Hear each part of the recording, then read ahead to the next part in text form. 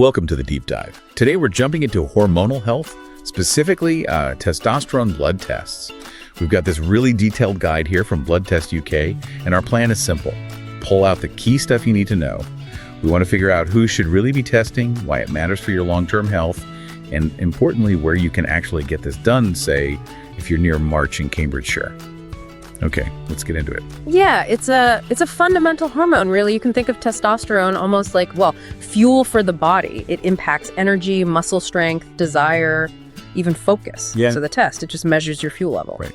And what are we looking at in terms of numbers? The guide mentions a range for adult men, something like 270 to 1,070 nanograms per deciliter. That seems huge. It is a wide range, yeah. Levels naturally vary quite a bit. Age is a factor, time of day, they're usually highest in the morning, genetics too. But those numbers are crucial. They help define what's considered sufficient. If you're consistently way down below that 270 mark, that's when doctors consider hypogonadism. Hypogonadism. Okay, so that's the clinical term for very low T. Exactly. Knowing your number helps pinpoint if there's a clinical issue that might need addressing.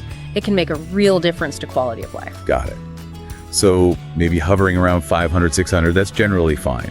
But who should actually, make the effort to get tested? Most guys aren't just thinking about hormone checks. Well, the Blood Test UK guide really focuses on men, particularly over 30, who notice specific changes. Stuff that isn't just a one-off bad day. We're talking about feeling deeply tired all the time. Maybe losing muscle, even if you're still working out, finding it hard to concentrate, or big shifts in mood, or even your sex drive. Right, those persistent things. Yes. According to the guide, those are kind of like the body's check engine light coming on. Time to look under the hood. Okay, and this brings us to a really key point from the guide, the benefit of being proactive. It's not just about feeling a bit better now, is it? Not at all. That's the crucial takeaway. It's about prevention, really. Thinking long-term. Unmanaged low testosterone isn't just about energy. It's linked to more serious things down the road, like weaker bones, osteoporosis. Osteoporosis. Didn't realize the link was that strong. It can be, yes. And also, there's increasing evidence suggesting a connection to cardiovascular health.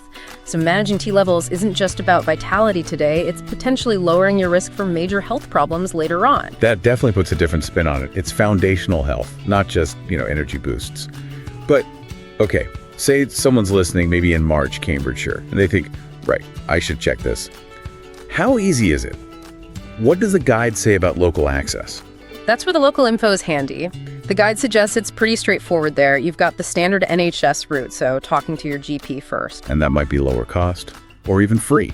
Often, yes, if you meet the criteria for testing. But the guide also points out other local options if you need it faster or want a specific test panel. Places like March Community Hospital might offer services, and there are private clinics in the area too. And the cost for private, I imagine that's different. Oh yes. The guide gives a ballpark figure, typically anywhere from around 50 pounds up to maybe 300 pounds, depending on how comprehensive the test is.